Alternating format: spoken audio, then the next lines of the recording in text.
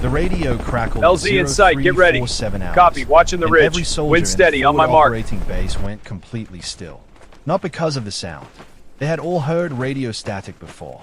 They had heard contact reports and casualty updates and artillery coordinates called in through that same hissing, crackling channel. None of that froze them. What froze them was the call sign. All stations, all stations. Walk me through what happened that This is night. command. I already We told need you. Iron I don't Wolf. remember. Any Repeat, details at all? We No. need Iron Wolf. Is that the Confirm updated report? availability. Yes, Time printing now. sensitive. Great, log it Over. here. Major Haroon Khalid, 38 years old, 11 years of decorated service, 2 combat tours in the Northern Highlands, a chest full of ribbons and a jaw that looked like it had been cut from the same granite as the mountains surrounding them. Major Haroon Khalid slowly turned his head toward the communications tent, and then, very quietly, said something he had not said in a long time. God help us. Because Iron Wolf was not a unit. Iron Wolf was not a team or a call sign for a tactical formation. Iron Wolf was a single person. And that single person was, at this precise moment, sitting in the dirt behind the motor pool, field stripping a communications relay board with her bare hands in the dark, headlamp off, working entirely by touch, because Captain Zara Malik did not need light to do the thing she did. She heard the radio call from 40 meters away. She did not stop what she was doing.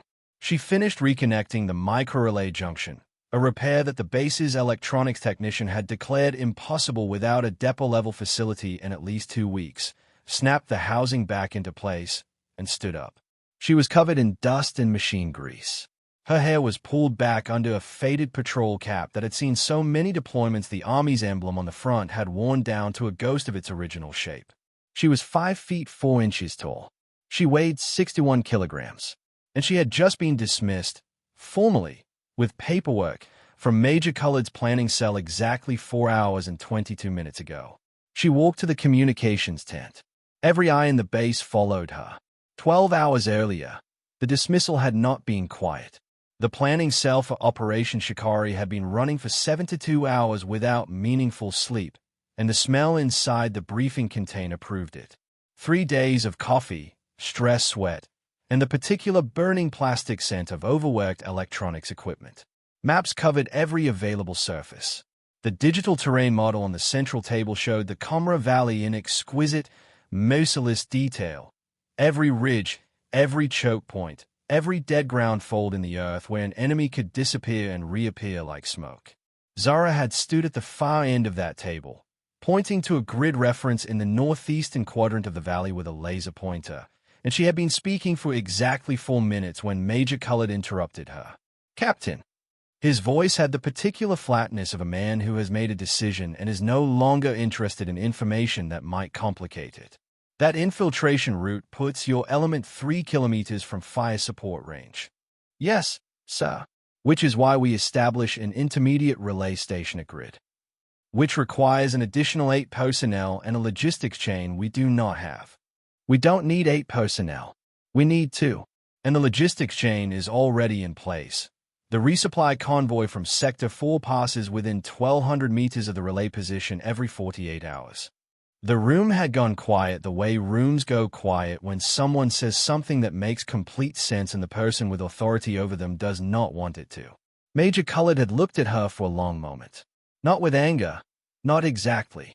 With something more difficult to navigate. The polite dismissal of a man who has already written the story in his head and cannot afford to have the details contradict it. Your element has done good work in communications intercept, he said. But this is a direct action mission with a kinetic objective. I need solutions from people who understand the full operational picture. So, with respect, the intercept data my team pulled last week is the operational picture. Without it, you don't know where the HVT is. And without the relay position I'm describing, the assault element loses communications during the critical window between. Captain Malik. He said her name with a period at the end of it. You are dismissed from this planning cell. Thank you for your contribution. She had stood there for exactly 3 seconds.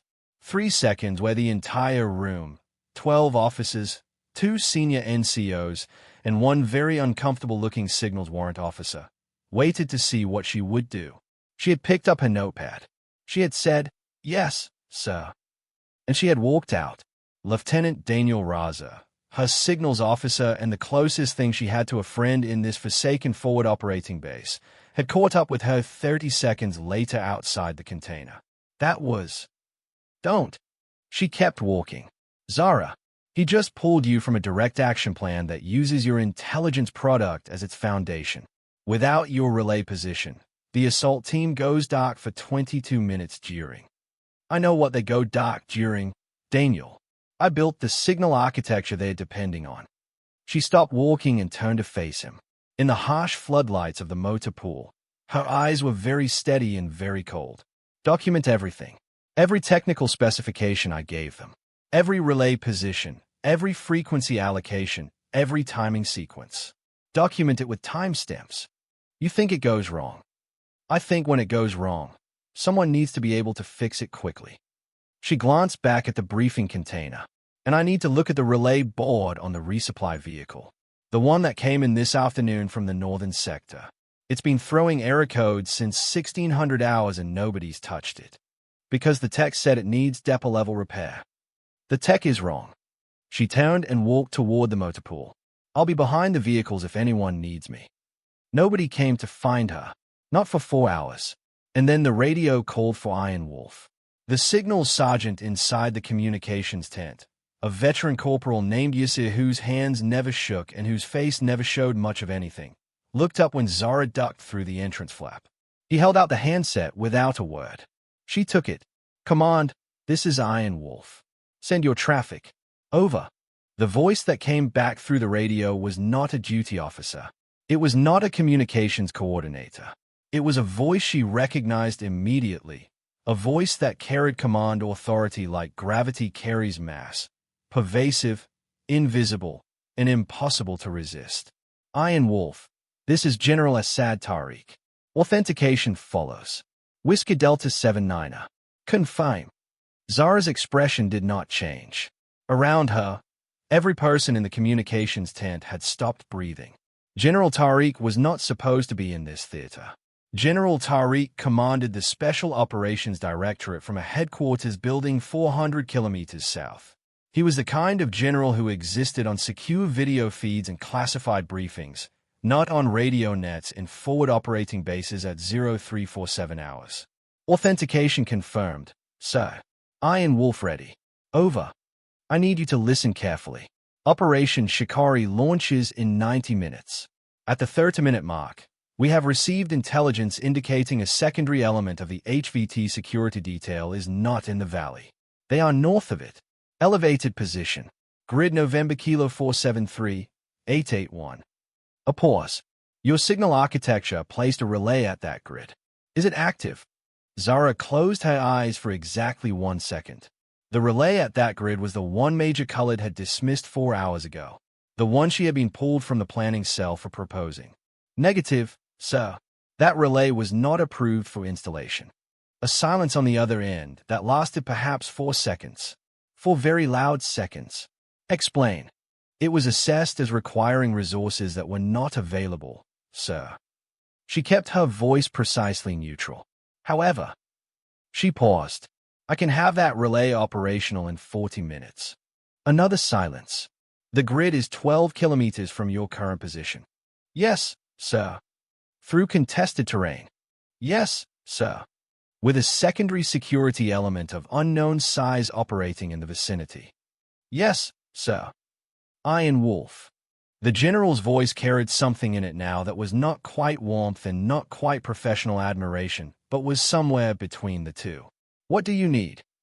2 people, a vehicle to the 7-kilometer line, and nobody getting in my way after that. There was one more pause. You'll have it. Then, before he ended the transmission, find out who pulled you from the planning cell. I want that name on my desk. Sir.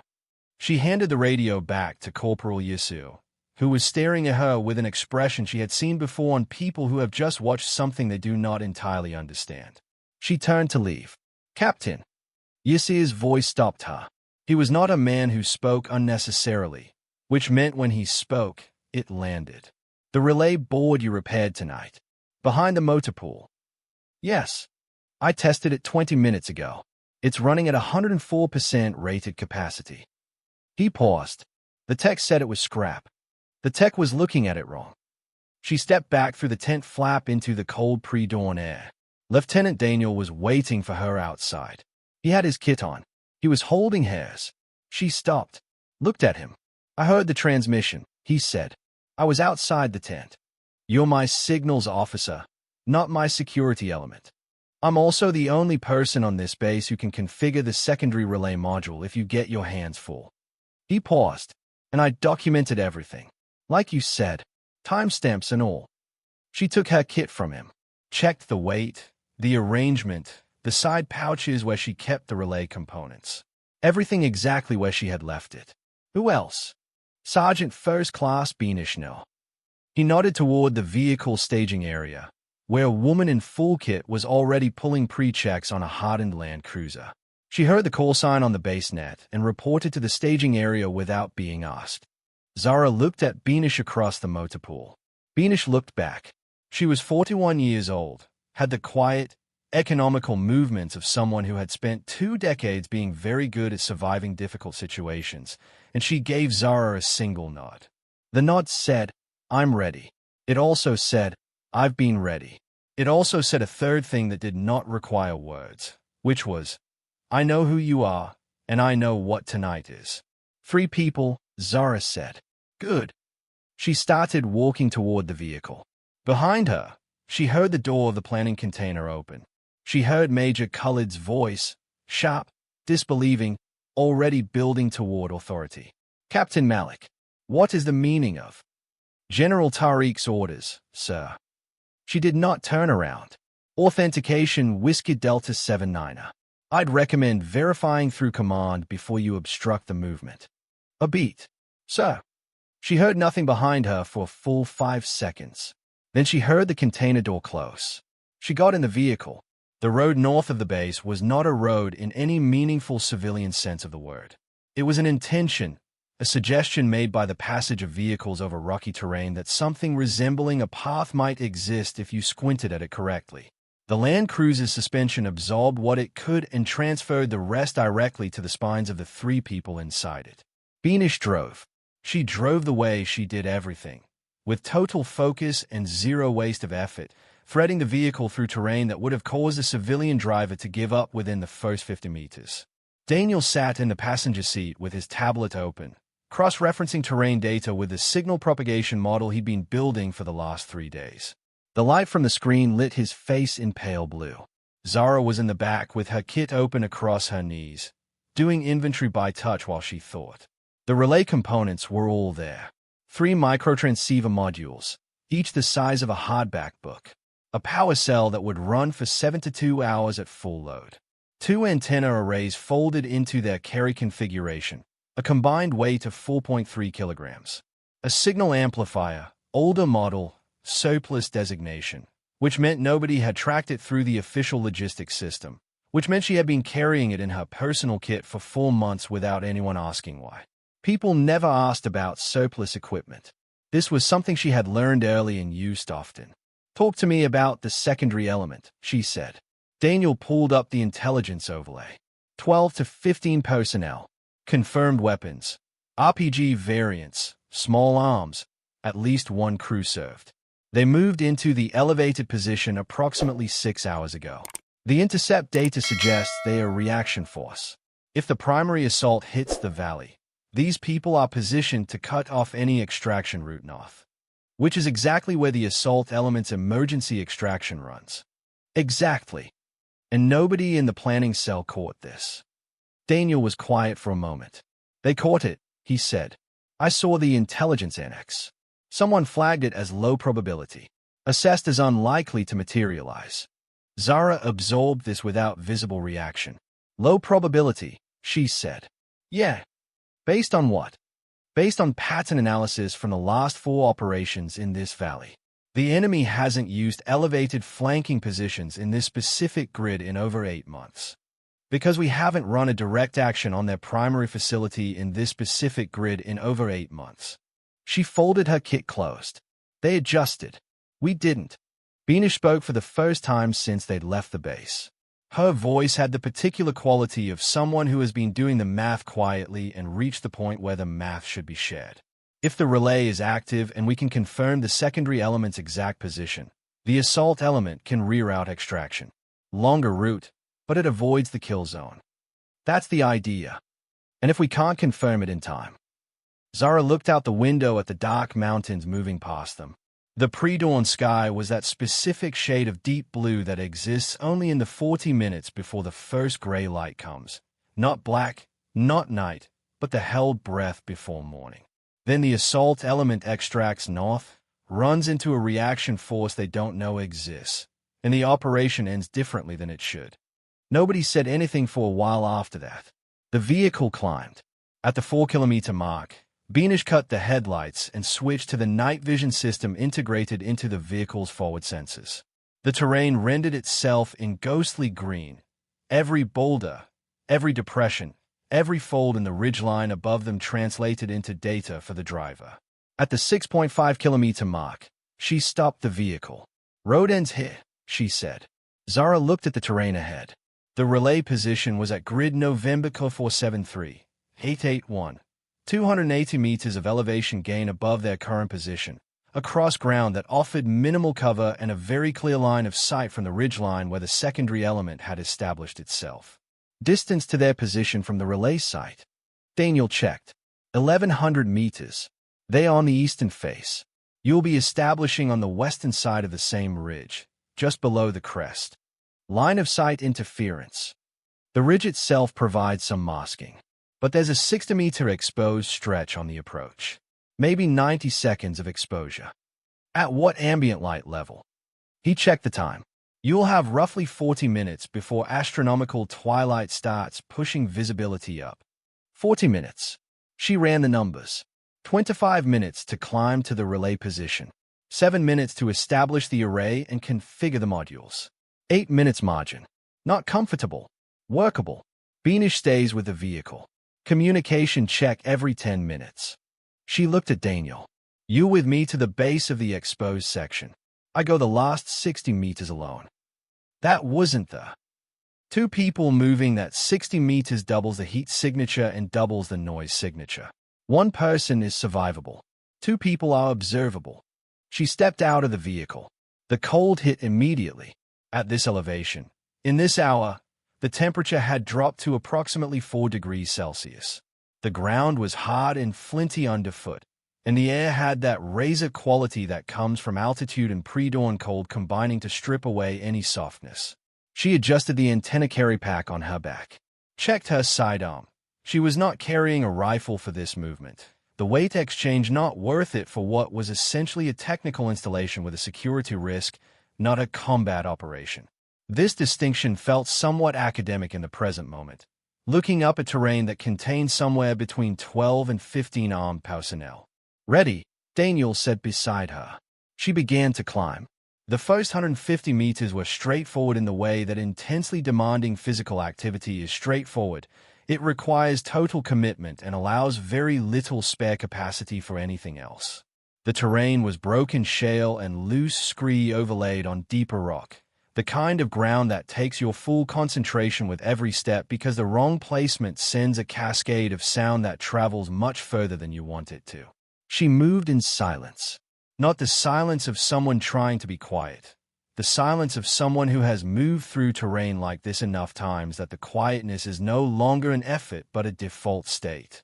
Each footfall placed with the outer edge landing first, weight transferred gradually. Body angled slightly forward into the slope. Breathing controlled and shallow, not suppressed, which causes its own noise and oxygen debt, but disciplined. Daniel moved well behind her. He was a signals officer, not infantry, but he had done enough field work in 2 years with her element to understand how to move in dark terrain. She could hear him occasionally, a small scrape, a careful breath, and the fact that she could hear him told her he was close enough but not too close. Good spacing. The cold intensified as they climbed. By the time they reached the base of the exposed section, a pale scar of lighter-colored rock running diagonally up the final approach to the relay position. She could feel it in her fingers and in her jaw. She stopped, held up a fist. Daniel stopped immediately. She turned to him, pulled out her notepad, wrote in the dark. She could write without seeing what she wrote, a habit from 3 years of night operations, and pressed it into his hand. He had a red filter pen light. He read. The note said, "Stay here. Listen on relay Freck. If you hear nothing from me in 25 minutes, call it in and extract. Don't wait longer." He looked up at her. She could not see his expression clearly in the darkness, but she could see enough of his face to know what was on it. He folded the note, put it in his chest pocket, gave her a single nod. She turned and began the 60-meter exposed section. Moving alone on exposed terrain under the possibility of observation is a specific kind of experience that combines the physical mechanics of careful movement with a particular quality of mental quiet. Everything unnecessary is stripped away. There is the ground. There is the body. There is the objective. There is nothing else. She counted steps. Every third step a pause. Listen. Assess. Continue. The 60 meters took 11 minutes. At the relay position, a natural depression in the rock just below the western crest of the ridge, exactly as she had assessed it from satellite imagery 7 days ago, she went flat and spent 90 seconds listening to everything around her before she moved again. Wind from the northwest. Light. Perhaps 6 to 8 kilometers per hour. Somewhere on the eastern face of the same ridge, 1,100 meters away, nothing audible. Which meant either they were being professionally quiet or the terrain was providing enough acoustic separation. Both were plausible. She began unpacking the relay components. The first antenna array went up in 4 minutes and 30 seconds. She had configured it so many times in so many conditions that the sequence was entirely automatic. Base plate, Mars Section 1, Mars Section 2, antenna element, guy wires, lock. Check alignment against the compass bearing she had memorized. 4 degrees off target. Adjust. Lock. The power cell connected to the first module. The indicator light came on, a faint amber that she cupped with her hand immediately. The module began its initialization sequence. She watched the signal diagnostic running on the small display, her head close to the screen. Initialization, 32 seconds. Configuration. She was already typing, entering the frequency allocations, the timing sequences, the authentication codes for the assault elements communications architecture. This was not something she could do from memory in the sense of reciting numbers. This was something she could do from memory in the sense of a pianist playing a piece they have practiced until the notes live in their fingers. 48 seconds. Second antenna array. She was aware of time now in the particular way you become aware of it when it is running out. Not panic. Panic is useless, and she had learned to recognize its early signals and redirect them, but a heightened specificity of attention. Every motion slightly more precise. Every check slightly more thorough. The second array was up in 3 minutes 50. Third module. Signal amplifier.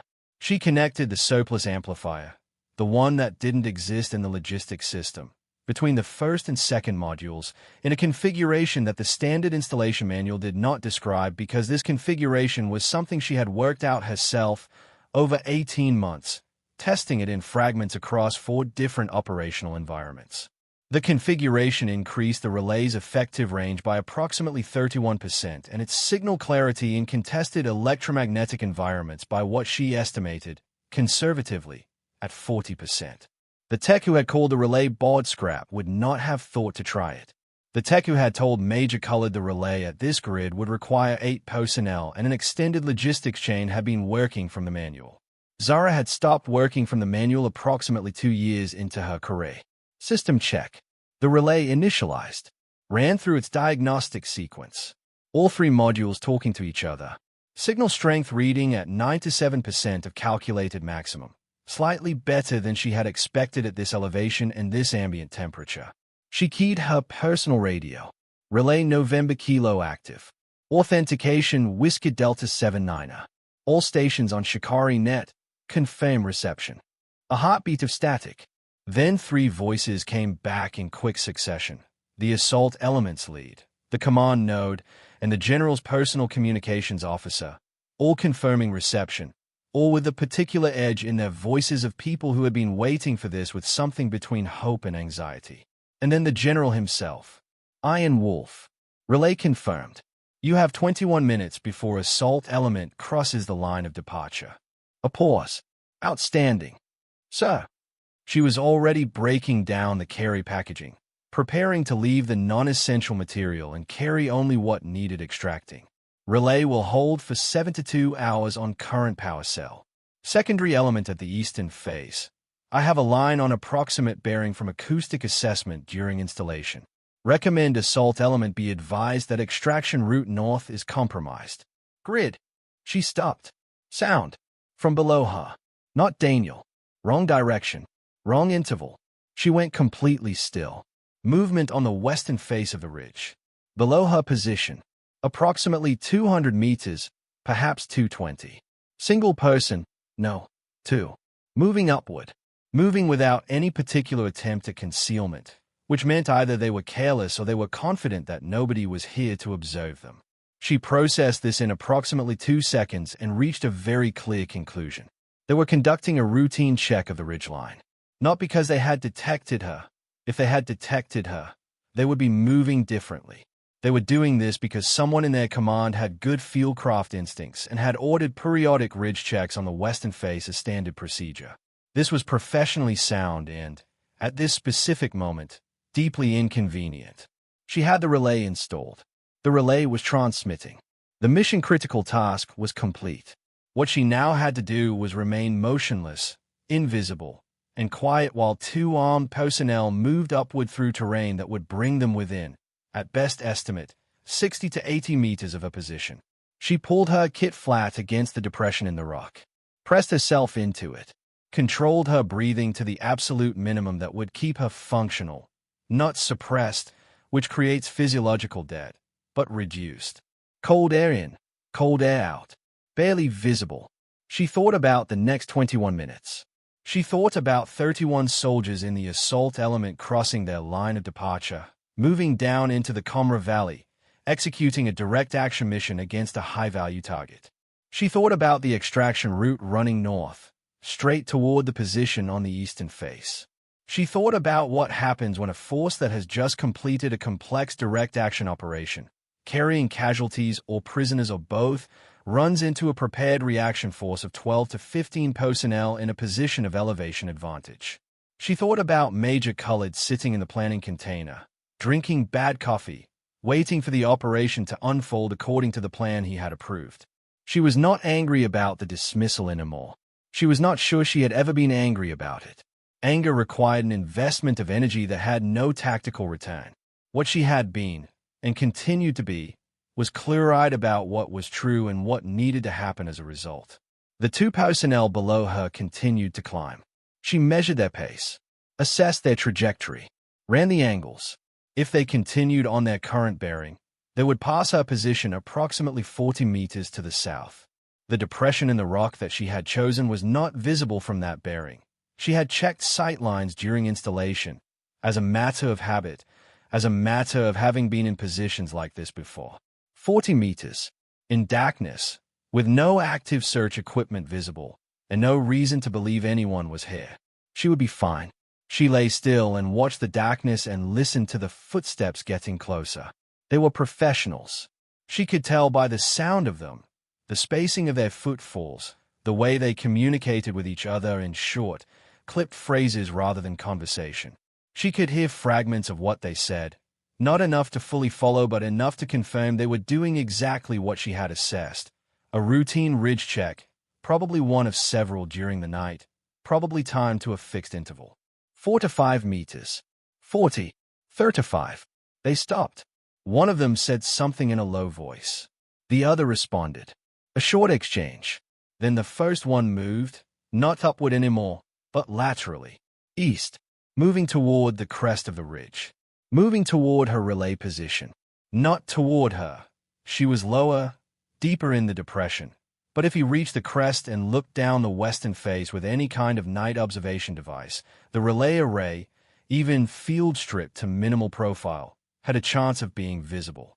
She made a decision in approximately half a second. She reached into her kit and removed the small passive IR screen she carried for exactly this category of situation. A flexible panel, 50 centimeters by 30, that blocked thermal signature without producing any signal of its own. She extended it carefully, millimeter by millimeter, between the relay array and the eastern sight line. The panel blocked 40% of the array's thermal profile from that direction. The personnel had night vision equipment. She estimated from the way they were moving. She did not know if they had thermal. She was making a probability assessment under uncertainty with inadequate information and acting on the best option available. This was, she reflected in the small, quiet part of her mind that never entirely stopped thinking, essentially the definition of her job. The person moving toward the crest reached it. She could see him now, a silhouette against the slightly lighter sky, standing at the ridge crest, looking west and then north and then south. Standing there for a long time. Maybe 40 seconds. Maybe 50. Then he turned and walked back down toward his partner. They exchanged another few words. Then they moved south along the face, continuing their check, moving away from her position. She waited until she could no longer hear them. Then she waited 4 more minutes. Then she spoke very quietly into her radio. Iron Wolf to all Shikari stations. Be advised. Patrol activity on western face of November Kilo Ridge, moving south. 2 personnel. Appears routine. Primary relay position secure. Over. The assault element acknowledged. The general acknowledged. Daniel's voice came on the channel. He had clearly been listening with his stomach in his throat, and said simply, standing by. She began a careful, controlled descent. She reached Daniel at the base of the exposed section with 7 minutes to spare before the assault element crossed their line of departure. He looked at her face in the faint pre-dawn gray that had begun, almost imperceptibly, to lighten the eastern sky, and he did not ask any questions. He simply handed her water, which she drank, and shouldered part of her kit, and they began moving back toward the vehicle. Beanish met them at the 300-meter mark, on foot, having moved up from the vehicle when the patrol contact report came through the radio. She fell in beside them without a word, positioned herself between Zara and the eastern ridgeline as they moved, the way you position yourself when you have decided that something matters more than your own caution about exposure. Vehicle's good, Beanish said. No activity on the track behind us. Good. Zara checked her watch. 5 minutes to LD crossing. They moved faster. They were back at the vehicle with 3 minutes to spare. Zara climbed into the back and opened the tablet Daniel had left on the seat. He had been running the communication architecture monitor on it, and the display showed the relay signal holding strong, the assault element communications traffic flowing through it clean and clear, everything working exactly the way she had designed it to work. At 0447 hours and 30 seconds, the assault element crossed the line of departure. At 0451, the first contact report came through. The element was in the valley, moving on the target. At 0504, the target building was breached. At 0509, the call she had been waiting for came through. Objective secure. HVT confirmed. Beginning extraction sequence. She watched the extraction route on the digital map. North. Exactly as the plan specified. They need to turn west, she said. Daniel was already on it.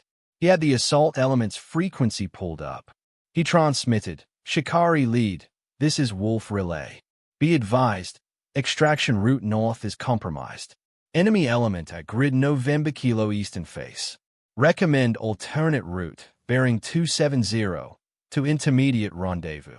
Relay has confirmed visual. Wolf Relay, where's this coming from? The assault element lead's voice was clipped and urgent. He was moving, the sound of controlled motion clear in the transmission. This is not in my briefing. Shikari lead, this is General Tariq.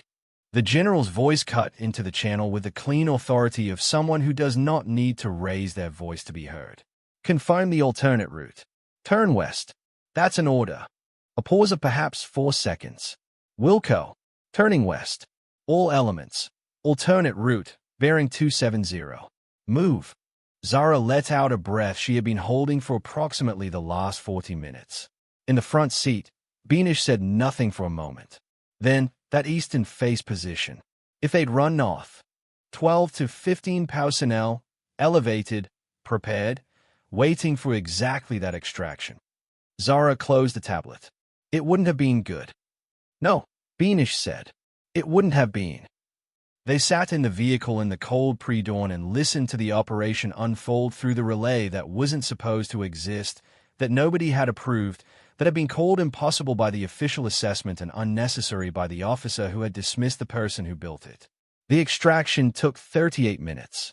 2 personnel from the assault element were injured, minor wounds, both ambulatory. The HVT was in custody. The reaction force on the eastern face was never triggered. When the final extraction confirmation came through, all elements consolidated, no enemy contact, moving to holding area, Zara reached over and turned the radio volume down. Not off. She kept it running, kept monitoring, kept the relay active and the channel open. But quieter. The drive back was slower than the drive out. The adrenaline had metabolized. The cold was reaching further in. Daniel had fallen asleep in the passenger seat within approximately 90 seconds of the final confirmation, his head against the window, his tablet still open on his lap, the communication logs still running. Beanish drove with the same focused economy as always. Zara sat in the back and looked at the mountains as the sky began to do what the sky does in the last minutes before dawn, pulled itself from deep blue through gray blue toward the specific shade of pale that means the sun is about to commit to being present. She thought about the major in the briefing container. She thought about the word dismissed, the particular flatness of his voice when he used it. She thought about the 11 years of his career and the 2 combat twos and the chest full of ribbons and the fact that he was, by any reasonable accounting, a competent officer who had made a reasonable decision based on the information and resources and doctrinal framework available to him. She thought about how often reasonable decisions, made by competent people, working from incomplete information, produce outcomes that are not reasonable at all. She did not feel vindicated. Vindication was a feeling that required you to want something from the people who had doubted you. And she had learned, somewhere in the middle of her career, that wanting things from people who doubted you was a trap. It kept you looking backward. It made their opinion the measure of your work. Her work had a different measure. The relay was active. The assault element was consolidated. 31 soldiers were coming home who might not have, on an extraction route that nobody had been planning to protect, through a threat that everyone had assessed as low probability right up until it wasn't. That was the measure. She pulled out her notepad, the same one she had carried into the planning cell, the one she had picked up when Colored said dismissed, and opened it to the page with the relay specifications. She looked at them for a moment. The grid coordinates, the frequency allocations, the timing sequences, the non-standard amplifier configuration that existed nowhere in any official manual. She closed the notepad and put it in her chest pocket. She closed her eyes and, for the first time in approximately 73 hours, slept. They arrived back at the forward operating base at 0611 hours. The sun had committed itself fully to the day by then, throwing long amber light across the eastern face of the mountains and turning the dust in the air above the base into something that almost looked golden if you did not know what it was made of. Beanish brought the vehicle through the main gate, exchanged a nod with the gate sentry, and rolled it into the motor pool with the same deliberate economy she applied to everything. The base was awake. Not its usual pre-mission restlessness, but something different. The particular hum of an operation that has concluded better than expected, the specific energy of people who had been holding their breath and have only just begun to let it out. Personnel moved between containers with a certain looseness in their shoulders that had not been there 12 hours ago. Zara stepped out of the vehicle, stretched her neck once to the left and once to the right, and heard the vertebrae settle with a sequence of small reports that was deeply satisfying. Daniel was awake. Had woken somewhere in the last 5 minutes of the drive, quietly, the way field soldiers wake, eyes open and oriented before the body has fully followed. He climbed out and stood beside her, squinting in the early light. "Debrief is going to be interesting," he said. "Yes." Major Colored was on the command net during the extraction route redirect. He would have heard the general's order. "Yes." "Is going to have questions." Zara picked up her kit. "Is going to have more than questions." She looked at Beanish over the roof of the vehicle. "Good driving. Clean movement. Solid work tonight." Beanish accepted this with a nod that communicated she did not need the acknowledgement but respected that it was given. "Same," she said. Which, from Beanish was a great deal. They walked toward the operations center. They had covered approximately 40 meters when the door to the planning container opened and Major Haroon Khalid stepped out. He looked the way people look when they have spent a long night being right about everything except the one thing that mattered most. His uniform was still straight, his bearings still correct, but there was something in his eyes that had been reconfigured in the hours since he had said the word dismissed and watched Zara walk out the door. He looked at her for a moment. She met his eyes and waited. Captain Malik. His voice was different from the version she had heard in the planning cell. Not warm, not yet, but the period at the end of her name was gone. There was something in its place that she did not immediately categorize. Sir. The relay. He said it without context, which meant it was not a question, it was an acknowledgement. Yes, sir. A pause. A longer one than she had expected from a man who was precise and efficient with time. The extraction route. Yes, sir. He looked at the mountains, then back at her. General Tariq is arriving at 0900 hours. I know, sir. He'll want a full debrief. The relay installation, the patrol contact on the western face, the intelligence regarding the secondary element. He paused. Your methods. Yes, sir. Another pause. This one had a different quality. She could see him working through something, the mental machinery of a man who has built a career on sound judgment confronting a moment where the judgment had been sound by his own standards and wrong by all other available measures. The amplifier configuration, he said. The signals tech told me this morning it's not in any approved installation manual. Said he'd never seen that architecture before. It isn't. I developed it. When? Over approximately 18 months. Testing components and configurations across several deployments. Without official approval. Without official documentation, she said carefully. The testing was conducted with available materials during authorized field operations. The configuration performs at approximately 40% above standard relay specifications in contested electromagnetic environments. And you didn't submit this through the technical development channel because. She considered the question. Not because it was complex, the answer was simple, but because the answer had implications she wanted him to understand fully before she gave it. Because the technical development channel takes 14 to 22 months from submission to fielding approval, during which time the configuration sits in review, potentially classified, unavailable to anyone who might need it in the field. She met his eyes, and people like the ones who came home this morning would be using standard specification relays with 31% less range and 40% less clarity in exactly the kind of electronically contested environment we operated in last night. Silence.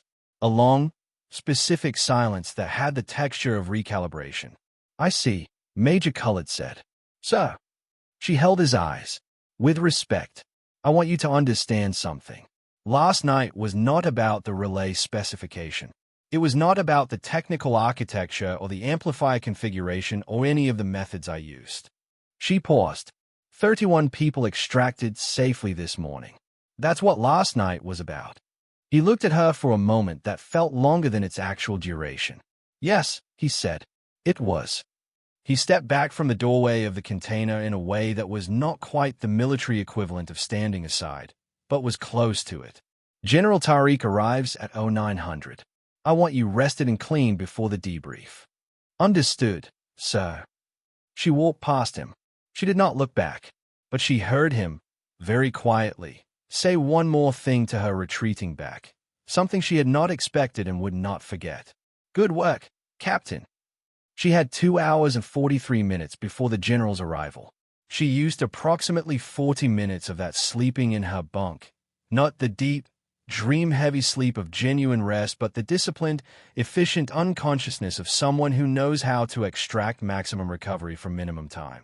She had trained this ability the same way she had trained everything else, deliberately, systematically, across years of operational necessity. At 0730 she was showered. At 0745 she was in clean uniform.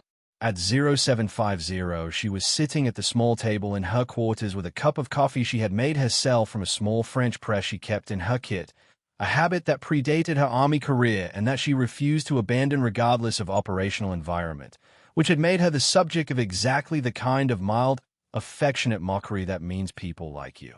She was reading her notepad, going through the relay specifications, the signal logs from the overnight operation, the intercept data that had first identified the secondary element's movement 6 days ago and that she had brought to the planning cell and watched get classified as low probability. She was not building a case. She was not constructing an argument for the debrief. She was reviewing because review was how she processed, and processing was how she thought, and thinking was the foundation of everything else. Daniel knocked on her door at 0800 and opened it when she said, "Come in." He was carrying 2 printed pages and had the expression of someone who has found a thing they were not sure they were glad to have found. "The intercept data log," he said, "with timestamps. Like you asked." She took the pages, scanned them. The intercept had first flagged the secondary element's communications pattern on day 1 of the planning cycle. The flag had been correctly categorized, correctly elevated to the intelligence annex, and correctly reviewed by the intelligence officer attached to the planning cell. The intelligence officer had assessed it as low probability based on the 8-month behavioral pattern. The intelligence officer was 26 years old and had been in the field for 14 months. He had done everything correctly. He had also been wrong. He followed the process, she said. Yes. The process was inadequate for this situation. Yes. She looked at the pages for another moment, then set them down. This doesn't go into the debrief as criticism. It goes in as a process improvement finding. Enemy adaptation rate versus assessment update frequency.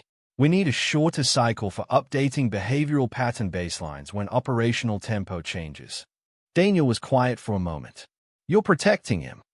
"I'm recommending a systemic fix." She picked up her coffee. He's 26 and he followed the doctrine he was taught. The doctrine needs to be better. That's not his failure. That's the system's. Fix the system. He looked at her for a moment with the expression she had seen on his face occasionally over 2 years of working together. Not admiration exactly, more a kind of recalibration, like a compass correcting to true north. "General Tariq has your file," he said. "I heard it from the comm sergeant who set up the secure link this morning. Full file, career record, operational history, technical assessments." A pause. Iron Wolf citation. She took a sip of coffee. "Iron Wolf was 3 years ago," she said. "I know, but he clearly didn't forget it." She set down the cup. "No, he didn't. Iron Wolf had been 3 years ago, in a different country, in a different operational context, under a different commanding officer who had also, it was perhaps a pattern worth noting, initially been skeptical about having her element forward deployed to a position that the doctrinal assessment considered beyond feasible communications range.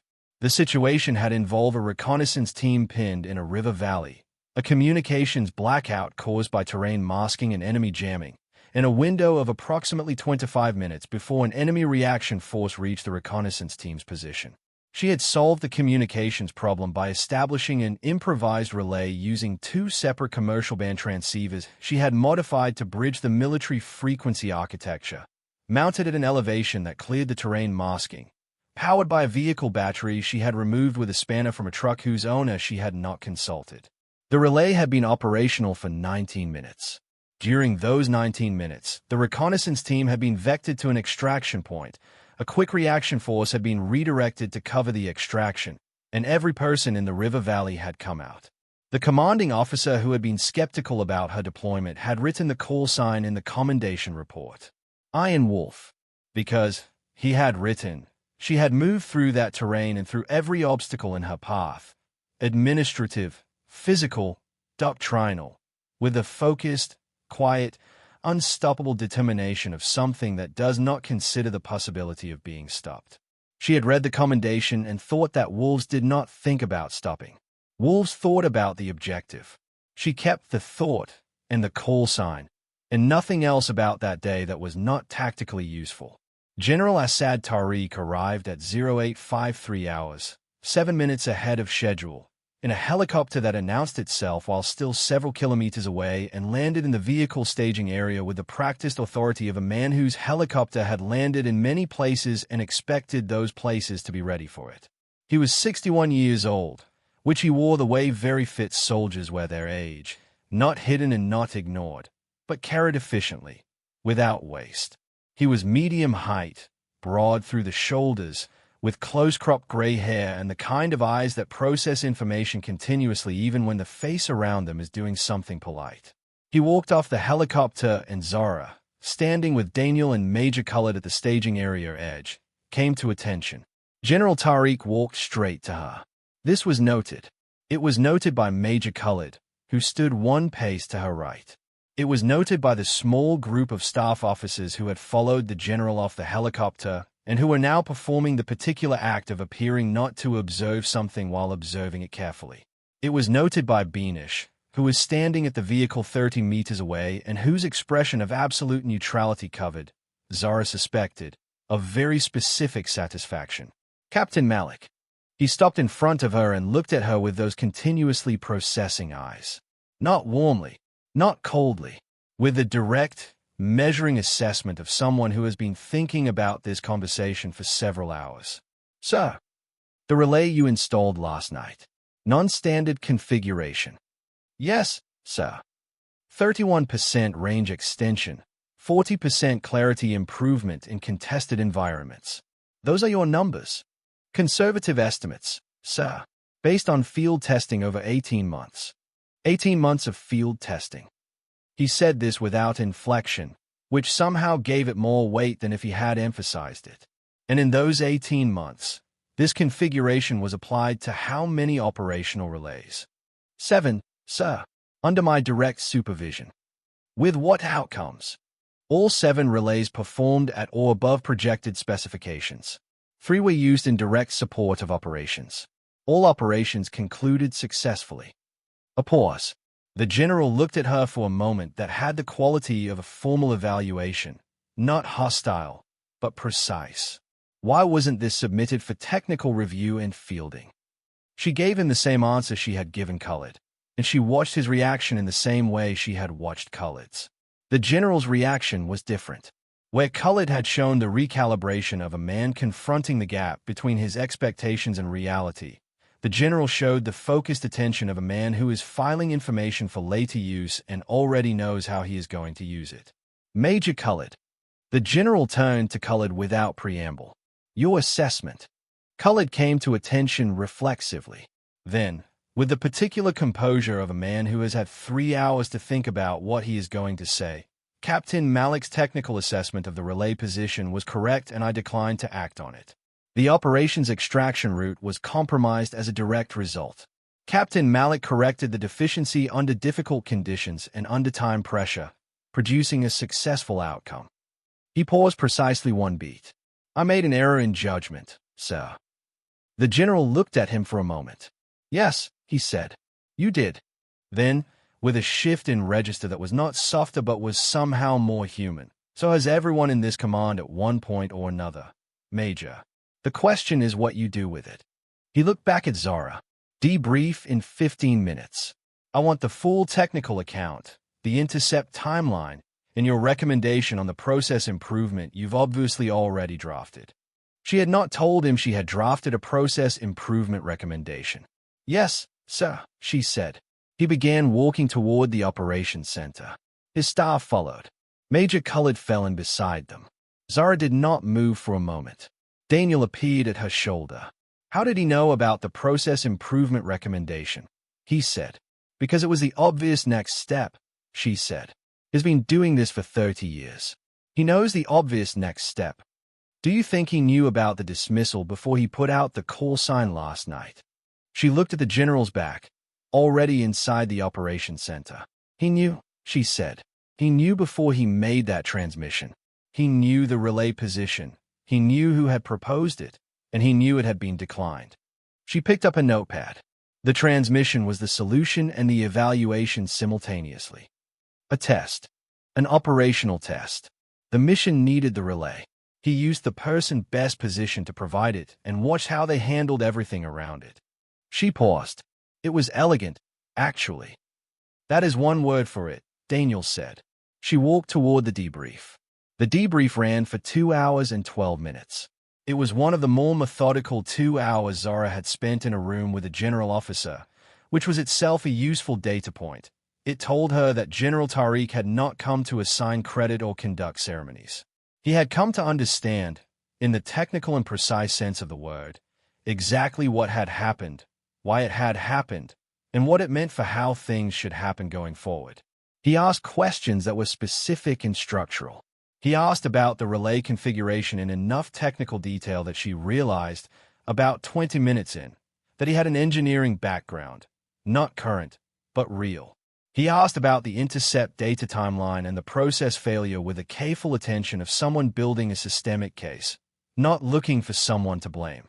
He asked about the terrain movement in the dark, the patrol contact on the western face, the decision to install the IR screen. And here he paused and asked her to explain her reasoning in the moment. And she explained it, and he nodded with the specific nod of someone who has just confirmed a conclusion he had already tentatively reached. Major Khalid sat through the debrief with the posture of a man paying very careful attention to a lesson he would not need to be taught again.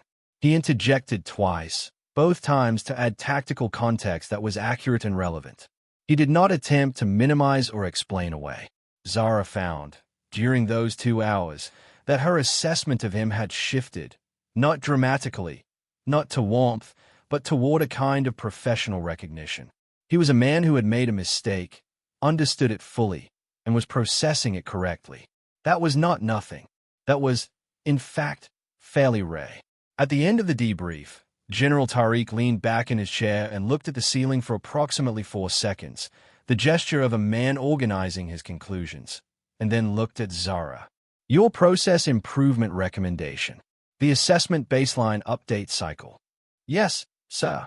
Currently, the behavioral pattern baseline for threat assessment is updated every 90 days under standard protocol. In high-tempo operational environments where enemy adaptation is occurring, 90 days is too long.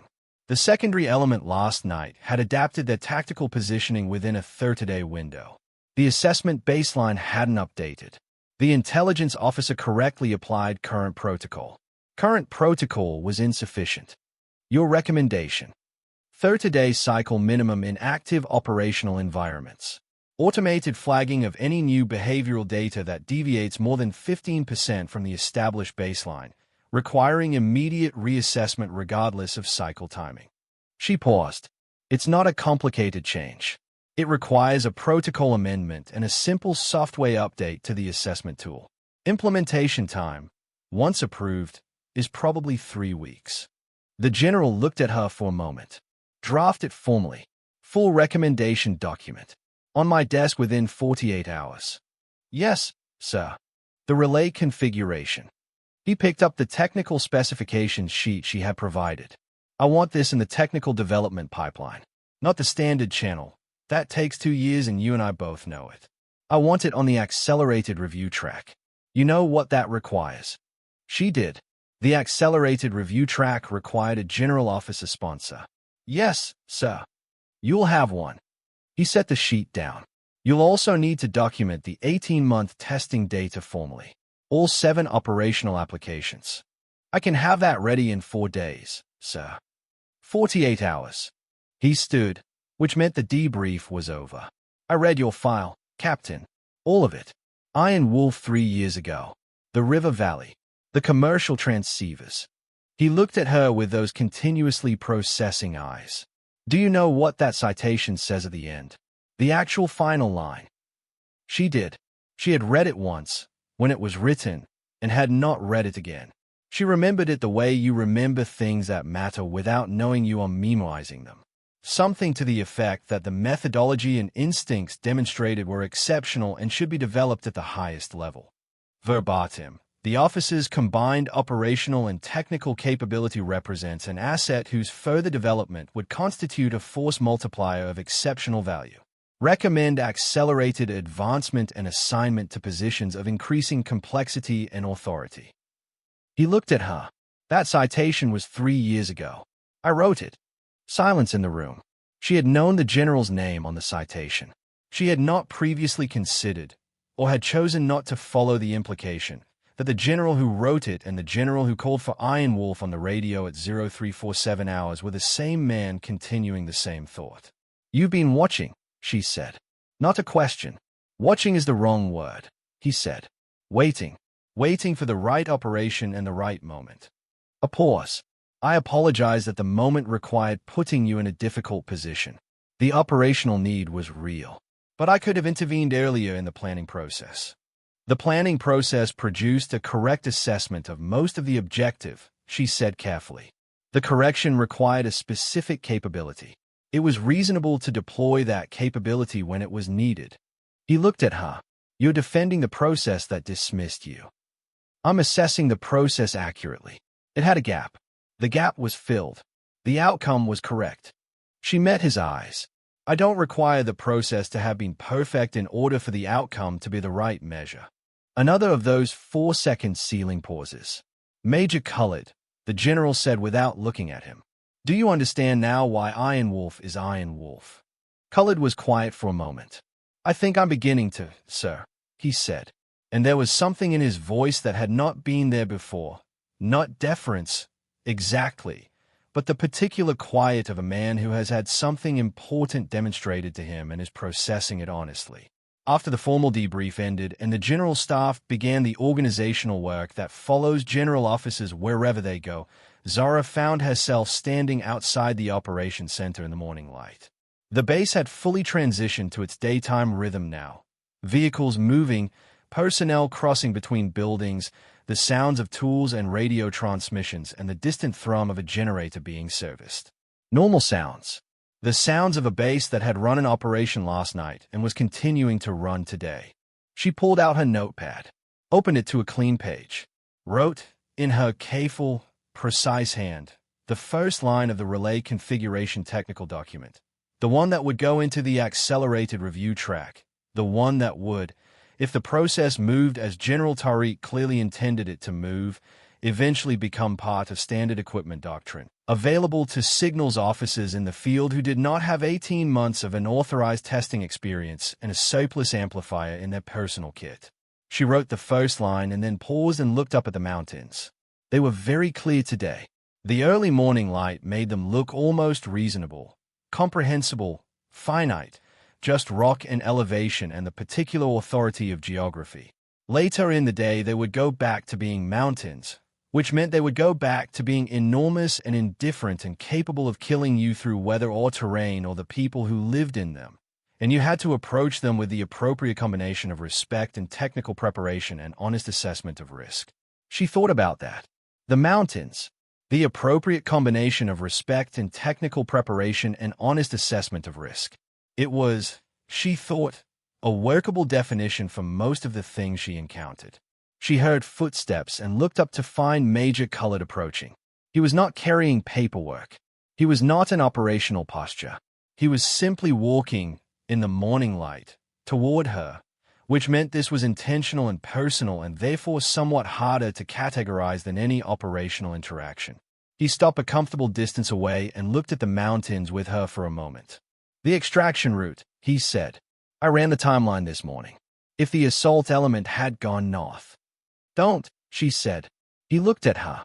It didn't happen, she said. Analyzing what didn't happen tells you less than analyzing why the process produced the gap in the first place. Focus on the process. He was quiet. You're going to tell me that's easier to say when you were the one who fixed it, he said. Yes, she said honestly. It probably is. He absorbed this. The dismissal was wrong. I want to say that directly. It was an underestimation, she said. I don't think it was contemptuous. I think the planning cell had a picture of the operation that was technically and tactically sound in most respects, and I was presenting information that complicated a plan that was nearly ready, and you made a resource-based decision that the complication wasn't worth the adjustment cost. She looked at him. You were wrong about the adjustment cost, but the framework of the decision was logical. That's a very generous interpretation. It's an accurate one. She looked back at the mountains. I don't need you to have been wrong in an uncomplicated way, Major. It's more useful to understand exactly where the reasoning failed than to simplify it into something easier to condemn. He was quiet for a long time.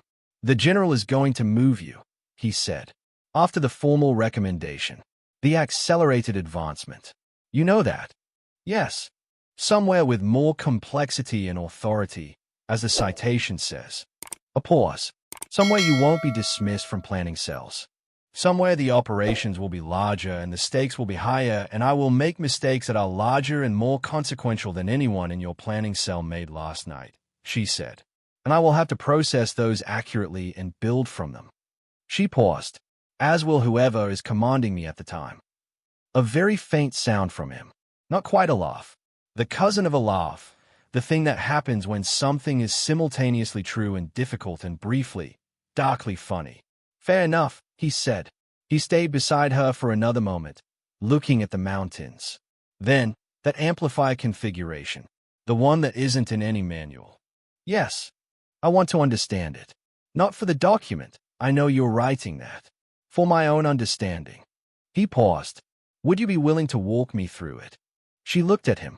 He was looking at the mountains. His face had the particular quality of a man who is not asking for something he expects to receive easily, but is asking because not asking would be the wrong choice. Yes, she said. I can do that. After the formal documentation is complete. After the formal documentation.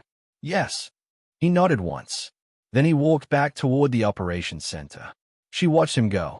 Then she looked down at the notepad and wrote the second line of the technical document. The assault element returned to the base at 1,340 hours.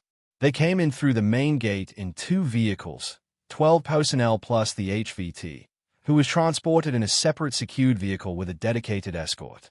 The assault lead, a captain named Riaz who had the compact, economical build and careful eyes of someone who has spent considerable time in places where carelessness is not survivable, stepped out of the lead vehicle and looked around the base with the particular expression of a man accounting for everything he needs to account for before he allows himself to feel anything. Zara was at the operations center when they came in. She watched from the doorway. Riaz crossed the base toward the operations center, saw her in the doorway, and stopped. He looked at her for a moment. She had never met him. She knew him from signals, traffic, and operational reports. Call sign Razor, assessed as highly capable, 3 years of direct action experience, the kind of officer whose name appears in other people's commendations because he makes the people around him better. Iron Wolf, he said. Razor. She nodded. He walked to her and stopped again. Closer this time. He had dust and dried sweat on his face and his kit still on, and the particular quality of absolute exhaustion that comes only from completing a high-risk operation and then holding yourself together for the 2 a.m. movement back. The tone west, he said. Yes. We were 4 minutes from the northern extraction point when the general's order came through. She did not say anything. My lead scout estimated the enemy position. After we diverted, ran the numbers. He paused. If we'd gone north, with the HVT in custody and the element carrying 2 injured, he stopped. It would have been bad. Yes, she said. It would have been. He looked at her for a moment with something that was not quite expressible as a single emotion. Gratitude is too simple a word. Professional acknowledgement is too formal. Something in between those things and something else that people who have been in serious situations recognize as the weight of a near thing that didn't happen. Thank you, he said. She met his eyes. Welcome home, Razor. He walked past her into the operations center. Behind him, the rest of his element was crossing the base. Some of them were talking. Some of them were not. One very young soldier. He could not have been more than 22, and the experience of the last 12 hours was on his face in a way that had not yet been metabolized. Stopped near the motor pool and looked up at the sky for a long moment. Just up, just at the sky.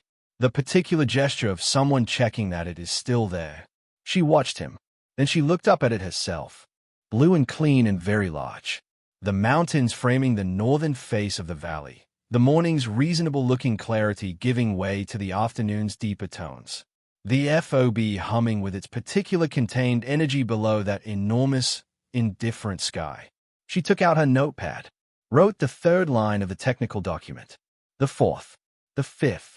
At 1,600 hours, General Tariq departed. He stopped before boarding and spoke to her one last time, briefly, with the focused efficiency that was his mode. 48 hours for both documents, Captain. The recommendation and the technical specification. Yes, sir. After those are submitted, I will have a conversation with your chain of command regarding future assignment. He paused. This is not a conversation they will be able to decline. I understand, sir. He looked at her for a moment. Iron Wolf. He said the call sign with a particular inflection, not performative, not ceremonial, but the inflection of someone saying the right name for a thing. In the field, that call sign means one thing. In the directorate, it will mean something else. More complex, more costly. He paused. The wolves that move furthest are the ones who know the difference between running towards something and running away from something. She understood the distinction he was drawing. It was not about her ambition or her competence. It was about her understanding of what she was choosing and why. I know what I'm moving toward, sir, she said. Tell me. She thought for a moment. Not because she did not know the answer. She had known the answer for a long time. In the way you know things you have never been asked to articulate. She thought because the articulation mattered and deserved precision. Every relay that works when it needs to work, she said. Every extraction route that doesn't run into a reaction force nobody knew was there. Every operation where the intelligence picture is accurate enough that good soldiers don't die because of a gap in the architecture. She paused. That's what I'm moving toward. One piece at a time. One mission at a time. The general looked at her for a long time. Yes, he said. That is what it is. He boarded the helicopter. She watched it lift. That evening, at 19:30 hours, she was back at the small table in her quarters with the French press and the notepad and the technical documents that were now 26 pages long and growing. Daniel knocked and came in without waiting. They had an understanding about this, and set a plate of food on the table beside her. Mess hall closes in 10 minutes, he said. You would have missed it. Thank you. He sat in the other chair. There were only 2 chairs, the room being approximately the size of a generous closet, and looked at the documents. How far along are you? Process improvement recommendation is complete. Technical specification is about 60%. Still making the 48-hour deadline. Comfortably. He was quiet for a moment, in the way he was quiet when he had something to say that he was assessing how to say. Beanish is putting in for a transfer to your next assignment, he said. She looked up from the document. She hasn't been told what the next assignment is. No. He met her eyes. She's putting in regardless. Zara was quiet for a moment. She thought about Beanish driving in the dark without lights, threading the vehicle through terrain that would have stopped most drivers. She thought about Beanish moving up from the vehicle when the patrol contact came through, placing herself between Zara and the ridgeline. I'll approve it, she said. Daniel nodded. Then, and me? She looked at him. I'm not putting in formally, he said. I'm asking directly.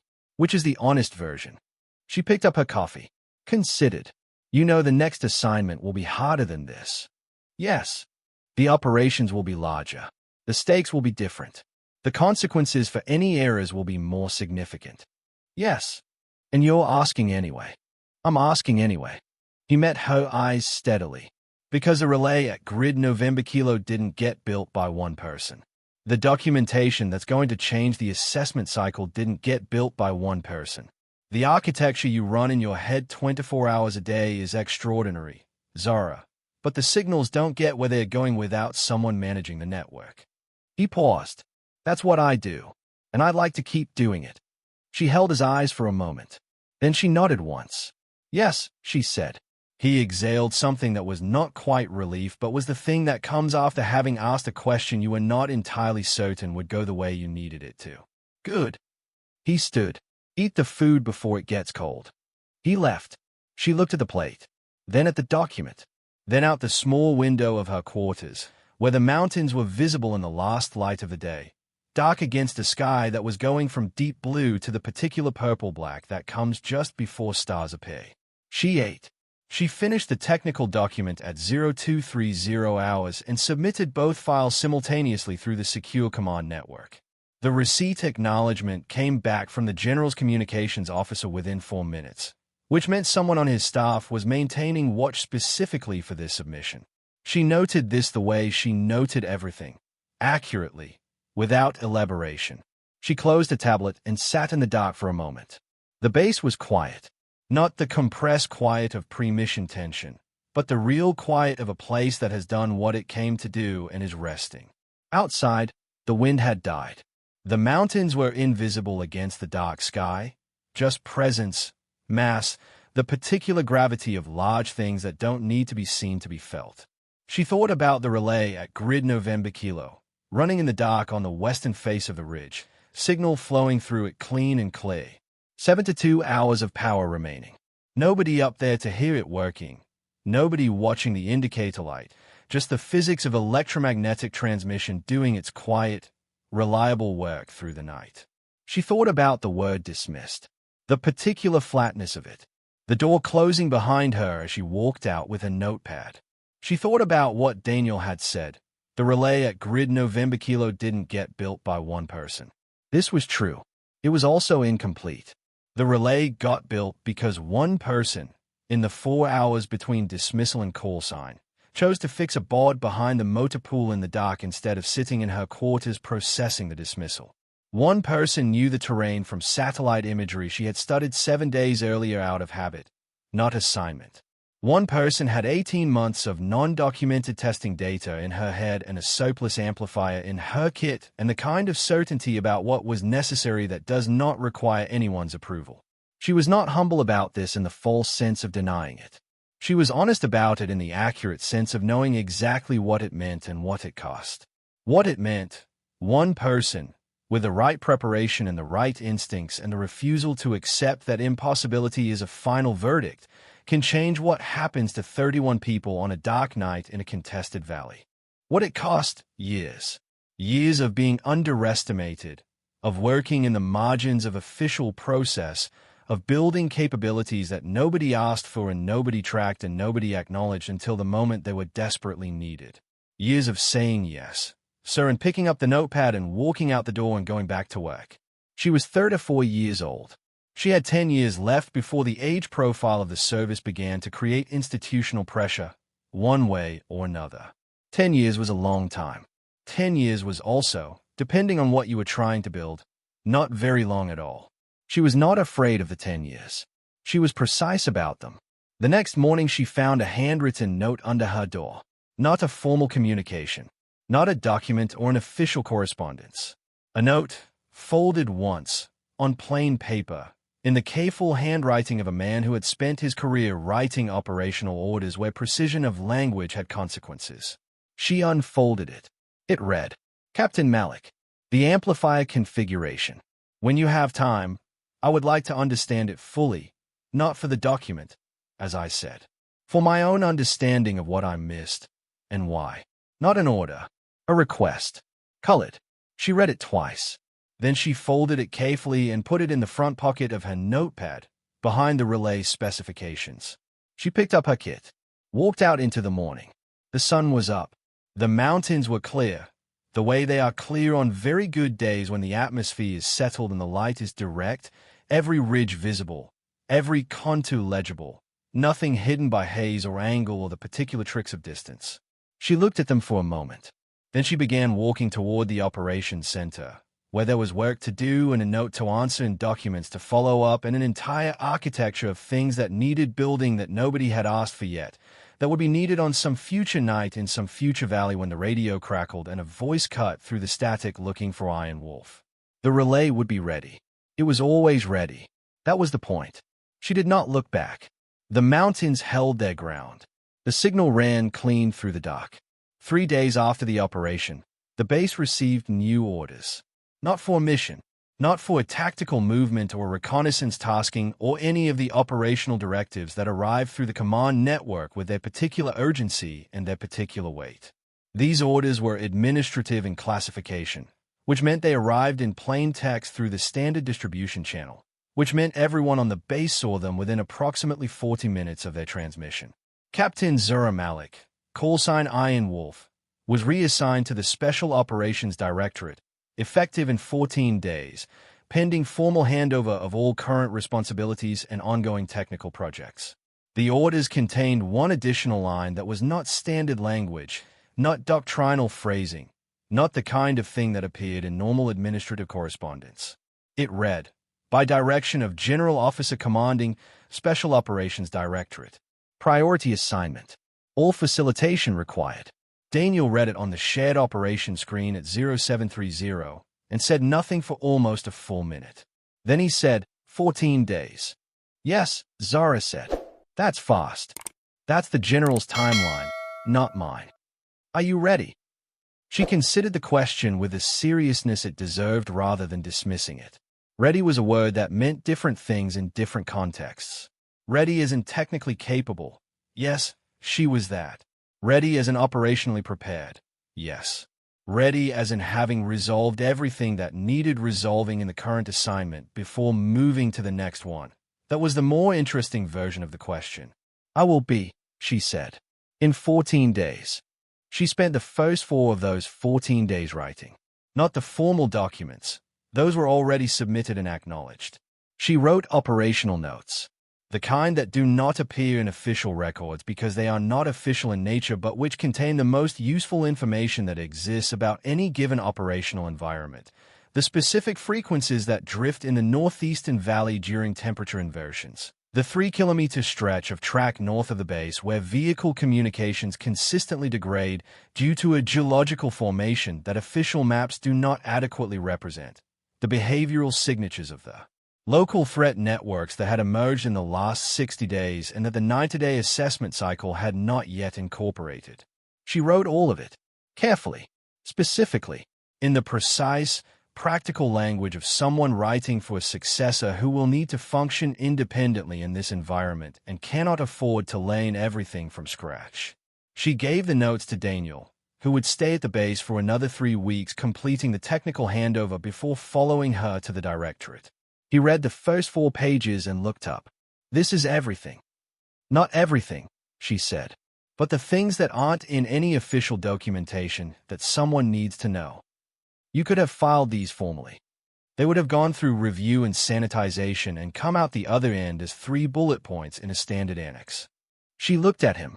This version is more useful. He looked at the notes again. The frequency drift in the northeastern valley. You've been tracking that for how long? 7 months. And never filed it because the official meteorological and signals assessment for this region doesn't model temperature inversion effects on that frequency band. If I filed an observation that contradicted the official model, it would have gone to the technical review committee, which takes 4 months minimum, and in the meantime the official model would still be in use and people would still be experiencing the drift without understanding why. She paused. This way, whoever takes over the signals architecture here knows about the drift from day one and can work around it while the official model catches up. Daniel was quiet for a moment. You know, he said, most people, when they get promoted and transferred to a directorate-level position, spend their last 2 weeks getting their personal affairs in order and attending farewell dinners. There hasn't been a farewell dinner. Beanish is organizing one. For your last night. Zara looked at him. I told her you wouldn't want it, he said. She said she wasn't asking what you wanted. A pause. That sounds accurate, Zara said. On day 6, Major Colored came to find her in the signals workshop, where she was supervising the installation of the new relay configuration on 2 replacement units that would be used by her successor element. She was not doing the installation herself. She was watching Corporal Yasir do it, which was a very deliberate choice, because Yasir was technically skilled and methodical and would carry this knowledge forward without needing her present to apply it. Colored stood in the doorway of the workshop for a moment, watching. She noticed him but did not interrupt what she was doing, which was talking Yasir through the amplifier bridge connection in the specific, careful language of someone who needs the other person to understand not just the steps but the reasoning behind them. The bridge goes between the first and second module, not after the second, she said. Because if you put it after the second, you're amplifying the process signal. You want to amplify it before the second stage processes it, so the processing stage is working with a stronger input. The difference in output clarity is approximately 40%, Yasir said. 40% in contested environments, she confirmed. In clean electromagnetic conditions, the gain is smaller, maybe 15%. But in contested environments, that 40% is the difference between a clear transmission and a marginal one, and marginal transmissions cause misunderstood orders, Yasir said. He said it with the flatness of someone stating a fact that has personal weight, which meant he had experienced this, which meant he understood the stakes in the way that technical explanations alone cannot convey. Misunderstood orders, she confirmed. She turned to Khalid. Sir. He nodded at Yusei. Good work. Then to her, when you have a moment. She followed him out of the workshop and into the afternoon light. They walked toward the perimeter, which was a direction people walked at this base when they wanted a conversation that was not going to be overheard and not going to be formal. It was a function of the base's geography. The interior was always occupied, always observed, always part of the operational picture. The perimeter had a stretch of ground between the inner barrier and the outer wire where you could walk and talk and be essentially private. He was quiet until they reached that stretch. Then he said, I spoke with General Tariq yesterday. About the reassignment. About several things. The reassignment, yes.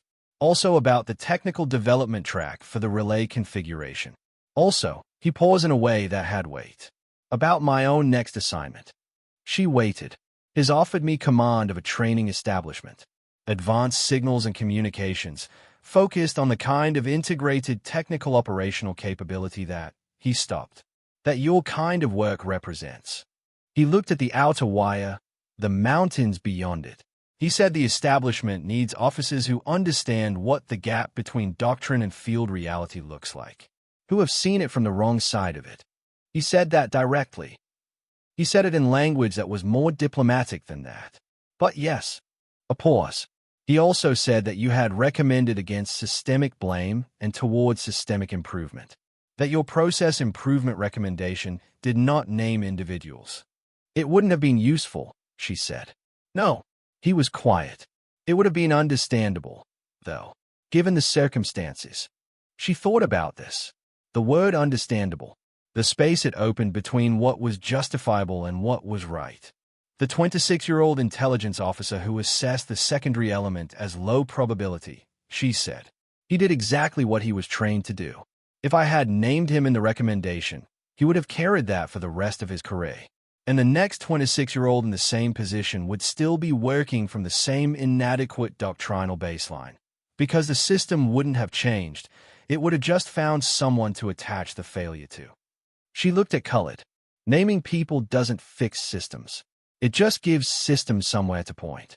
He was quiet for a long time. I spent 11 years being certain that operational sound judgment and doctrinal adherence were the same thing, he said. They overlap significantly. They are not the same thing. No, she agreed. They are not. That distinction is what I missed. When you are presenting the relay position in the planning cell, you are bringing field-tested, operationally sound judgment. I was applying doctrinal adherence. The overlap between those two things covered 90% of the operational picture. It missed the 10% that mattered.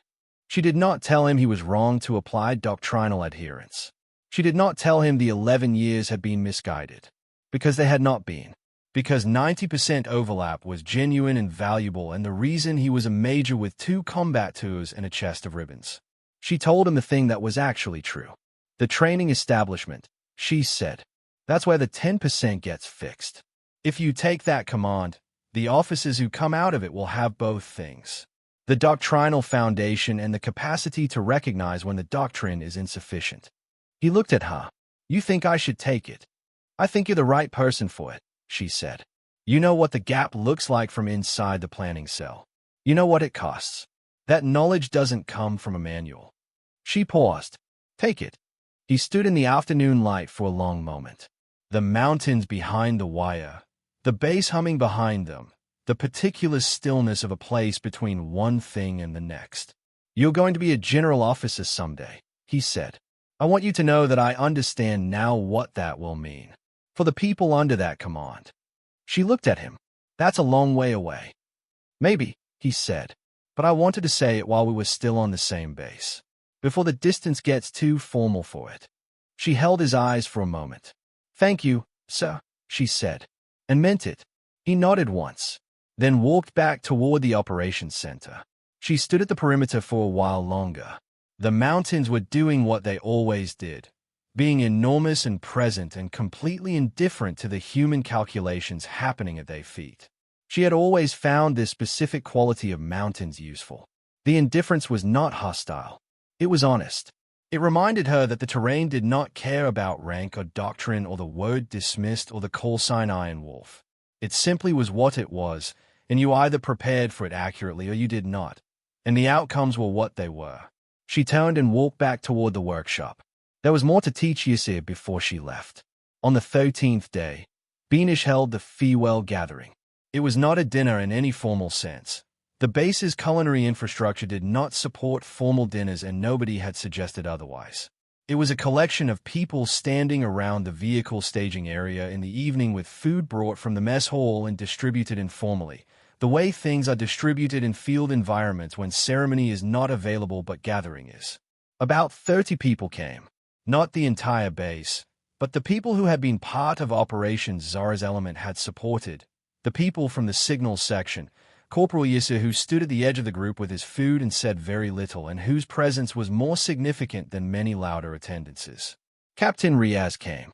He walked across the staging area and stood with her for a few minutes, not saying much, the two of them watching the mountains and the last light.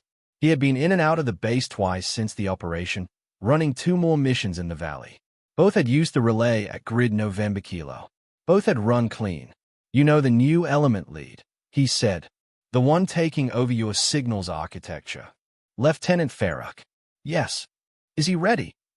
She thought about Farrokh, 29 years old, solid technical foundation, careful and methodical, the kind of officer who was not going to improvise a non-standard amplifier configuration or install a relay without approval, who was also not going to miss a critical gap in the communications architecture because he followed the checklist with genuine precision, who was going to document anomalies properly and push them through the right channels, who was going to build the institutional version of what she had been building in the margins. "Is going to do it differently than I did," she said. "He'll work inside the system rather than around it. The system will be better for it." A pause. "Yes. He's ready." Riaz nodded. "Good. Then, the valley is going to feel different without that relay." "The relay stays," she said. "The configuration document is in the system now. Farrokh knows it. Yasir can build it." She looked at him. "The relay doesn't go anywhere." He looked at her for a moment with that same expression from the day the assault element returned, the weight of something that didn't happen, held alongside the gratitude for its not happening. "No," he said. "I suppose it doesn't." Major Khalid did not make a speech. Nobody made a speech. Beanish had specifically and correctly prevented this from becoming the kind of event that required speeches. But before the gathering wound down, Khalid found Zara near the vehicles and handed her something. A folded piece of paper. She opened it. It was a copy of the planning cell attendance record from the night of the dismissal. Her name, the timestamp, the notation. And underneath it, in Khalid's careful handwriting. "For the record, the assessment was wrong. The officer was right. The system will be better." She looked at it for a moment. She folded it and put it in the notepad. Behind the relay specifications. Behind the earlier note. "Thank you, sir," she said. "Safe travels, Captain." He paused. "Iron Wolf."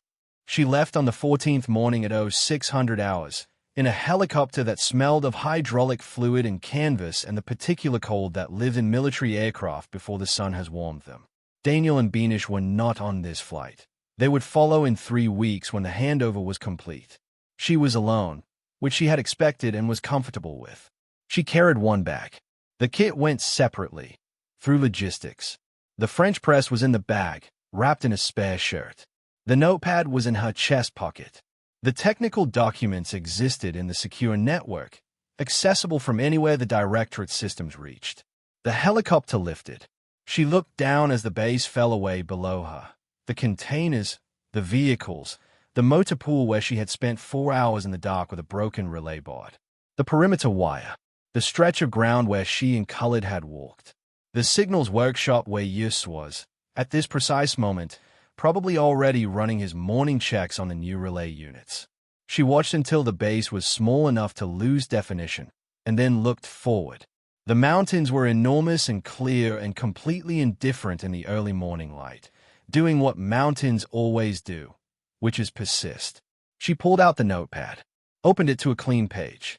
At the top, in her precise and deliberate hand, she wrote a single line. What comes next? Below it, she began to write. The helicopter flew north. The relay held its position on the western face of the ridge, signal running clean through the morning air, doing the quiet and necessary work of keeping people connected across the terrain in the distance in the dark, the way it would keep doing for 68 more hours until the power cell finally cycled down. And by that time, the new units would be installed and configured and the architecture would continue seamlessly, as if the gap had never existed. Because that was the point. That had always been the point. Not the call sign, not the commendation, not the general's words or the major's note, or even the 31 people who came home on a northern extraction route they never had to use. The point was the signal, clear and continuous and reliable. The point was that when someone reached for the radio in the dark, in the worst moment, in the place where everything had gone wrong and the terrain was against them and the clock was running down, the point was that the channel was open. The point was that someone had made sure. Iron Wolf. The helicopter carried her forward. The mountains held their ground. And somewhere below, the signal ran clean through the morning, doing what it was built to do. Because she had made sure.